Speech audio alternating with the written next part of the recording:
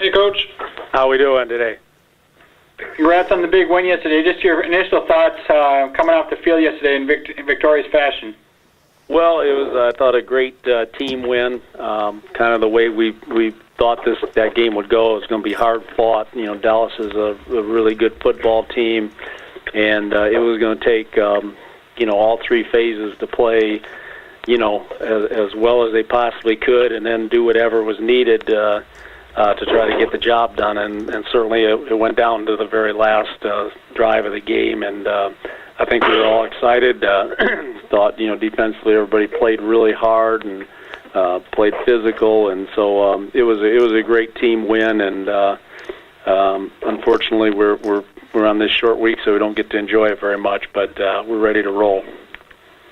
Bob, obviously you guys stuck with Flowers on Bryant throughout the course of the game. Can you explain how that matchup and doing that helped you in other facets of the D? Well, I think you try to stay, like we say, you try to stay true to yourself, and we're not one-dimensional, but a lot of our system obviously is our corners are man-to-man essentially on almost all plays, and they're down low pressing, and I just thought that Brandon did a great job competing, and you got to say a couple things here. Now, one, 88's a great football player for them, and we played him at the Jets, and he's had some plays against us, and I think that he did a great job of catching the ball, and Romo did a great job of placing some of those throws, because we're on him about as tight as you can be, and in some of those coverages, and including the first play of the second play of the game when he hit the long pass. We were on tight, and he kind of reached over the top and got the play and made them. And the thing I thought Flowers did such a great job of is he just continued to compete. Didn't back off, just stayed down low, challenged him, and I think at the end of the game, in the fourth quarter, I think he had one catch, and that was it. And that's just a tribute to him. And that constant, answering your question a long ways around, is that allowed us to keep doing the things that we did, and allowed us to keep pressure on Romo, and where he wasn't completely comfortable, hopefully. I don't know that, but hopefully he wasn't comfortable, and, maybe had to throw the ball a little quicker than he wanted to, because he wasn't exactly sure maybe of where the pressure was coming from. But you hope all of those things weigh on a quarterback. Bob, you mentioned the quick turnaround. Have you had much of a chance to look at film of Philadelphia yet? And if so, what is your first impression of what he's telling you about it? We obviously have studied him a lot in the off season, and we've been in here grinding since last night on him and try to see. So we've seen most of their games, most of their preseason games, and I don't think that the problem we'll be seeing it. The problem is getting the plan in and executing, and the fact that you just can't. The only concern we have is that you can't go at full tempo here. To see it. This is a really good offensive system. I think Chip proved that at Oregon. It's based on really solid things. It gets a lot, caught up in the tempo, which they do a great job of. But really, the way the system is run is really good. I mean, it's just I'm an old option guy, so it's you have a great appreciation for what they're doing in it. And certainly yesterday they proved that it isn't just running. When you pass for over 400 yards, it says a lot about the flexibility of the system and how. You can kind of tilt it or slant it whatever way you want based on what the defense is doing. So it's going to be a great challenge, and when you put that in there, and they have three, game-breaking type players. When you go at the quarterback, wide receiver, and running back, those are all guys that can make a house call in a second on you, and you just got to understand what you're dealing with here, and it's going to take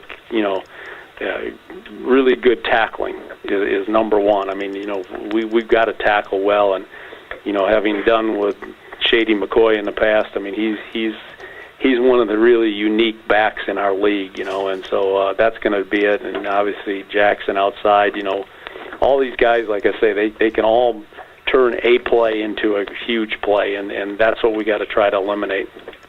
Coach, the track meet mentality, can you just speak to the whole training and preparation by Coach Reed with the tough off-season practices, the training camp, and how Rick and Barry and the coaches have prepared your guys to be able to stay in shape, tip-top shape to play this Thursday?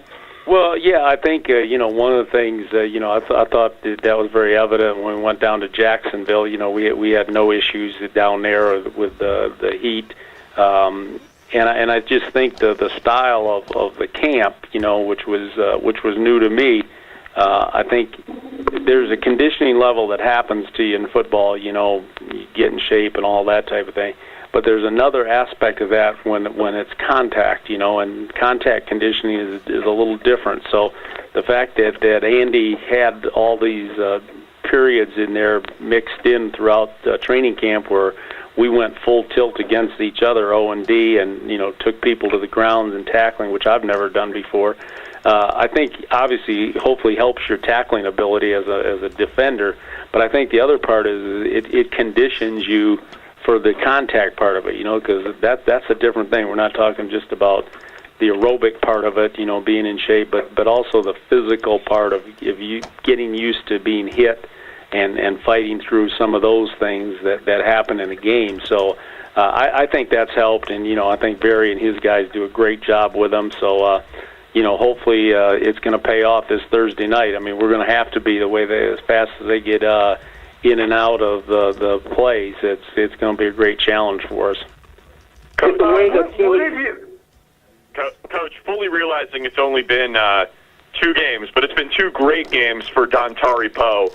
3.5 sacks. Can he get to that level? Because there's only so few elite guys at his position. Can he get to the level of a Nada or Will Fork or an Atkins? Well, I think he's he's one, as I've said before, he's a very gifted player. Has unusual quickness, unusual conditioning, unusual change of direction for a big man. And I think he's done a great job to become a really good technician, to become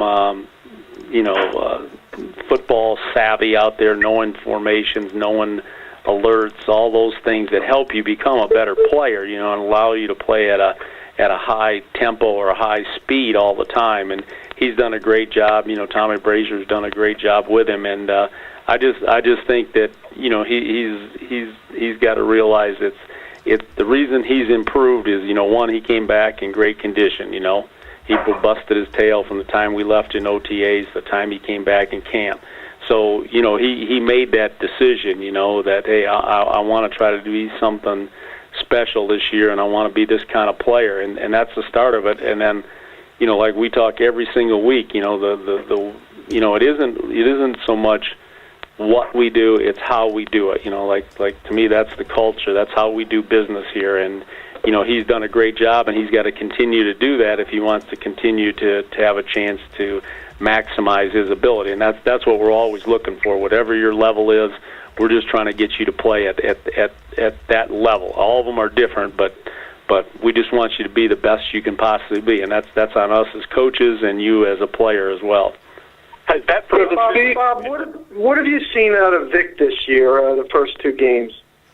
Well, he's played extremely well. When you have a quarterback rating like he does, he got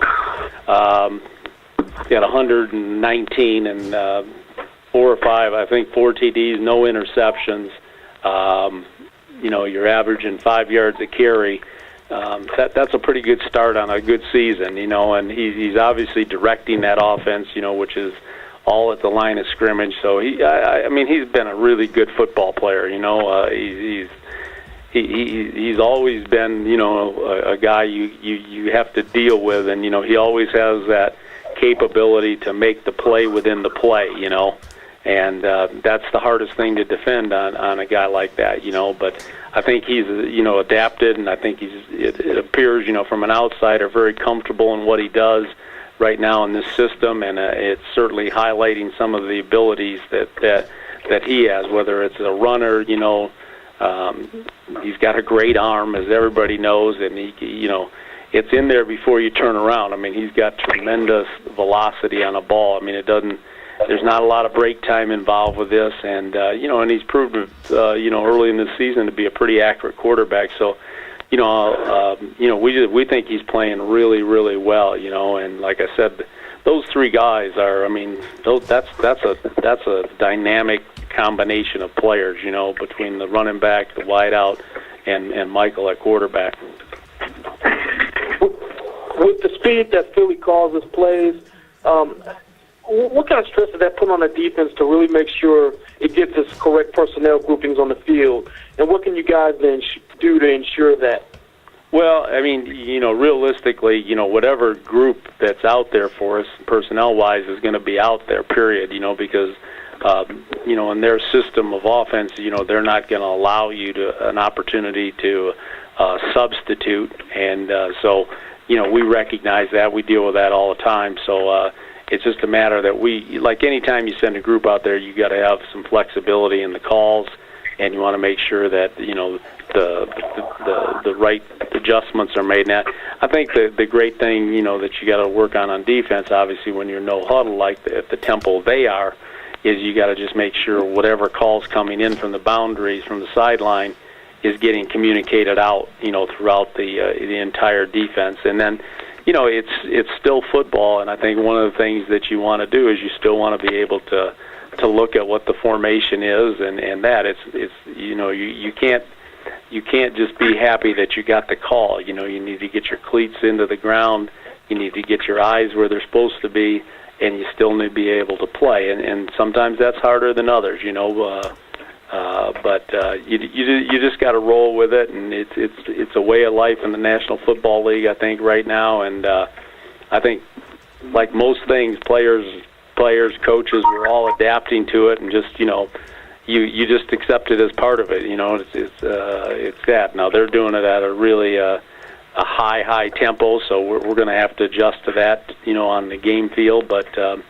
I feel like our players are up to that challenge, and we got to work hard and go. And if they get us on one, that's fine. They get us, then we got to line up and play the next play, no different than anything else. But it's going to be a challenge, and like I say, it becomes even more challenging with he's got a great system and he's got some great pieces there. So that's going to be the real challenge, I think.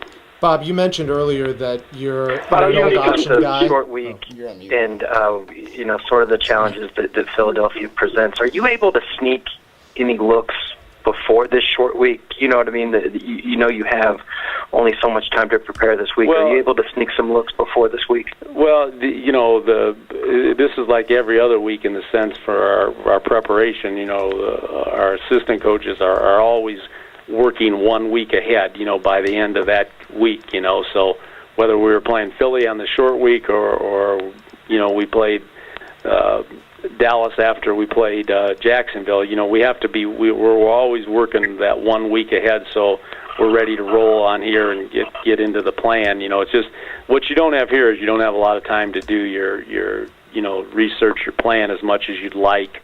And that's why you got to base it on what you kind of learned in the off season, and then obviously you don't have the practice time. So, but that, that's both sides, and you live with it, and you go from there.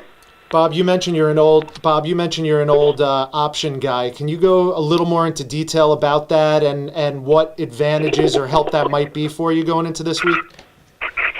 Well, I don't know if it's going to be a help. We're going to find out. But I ran the wishbone when I was at Army, and so I have some kind of understanding of hopefully of what's going on out there. Like I said, unfortunately, those X's on the board, when you get on the field, they're moving a little faster. When that number 7 and 25 and 10 are moving around there, those are real people, and they're elusive, and they got burst and speed. So that becomes a little bit more of a problem. But I mean, the concept, you try to understand the best you can, and Chip's taken that thing and really made it great. At Oregon, I've before he ever gotten, I've studied his film in the past just out of curiosity. Because I think it's a great system. So we just got to try to understand it. And the bottom line of it is you still got to be able to play blocks, and you still have to tackle. And if you don't do those two things very well in most games, you're not going to play very well on defense. So we just got to make sure that we don't lose sight of that. That this is still football, and the things that we have to do every week are still demanded of us. So it's attack, block protection, tackle, swarm to the ball. Those things that allow you to be successful, they're not going away. And this is just a different approach to football, and they spread you out obviously, and if they get to option one guy, they don't have to block, and that sometimes can give you leverage on offense. From the standpoint of somebody's got to be back here to take care of this dive, somebody's got to be back here to take this quarterback, and all that. So it's just it's like any system. You try to adapt to what they're doing to you, and hopefully you can figure it out as fast as possible. And are sacks just a byproduct of that? I mean, you guys have 9 sacks this year. Last year, obviously, you were one of the worst teams in the league at getting sacks. Is that a byproduct of your defense? Well, I think I think number one, it's a product of the players. We have some good football players here, and like I tell them all the time, the system is a system, but what really makes it is the players make a system work, and the culture makes the system work. That's what sustains the system. It's not just the X and O. We love our system. It's got some great things, but if you don't have players and the players don't believe in the culture, I think it's really hard. It's so up and down and week to week that it doesn't produce like you'd like to. We have certain things we do just like Chip does, and we're going to keep doing those things.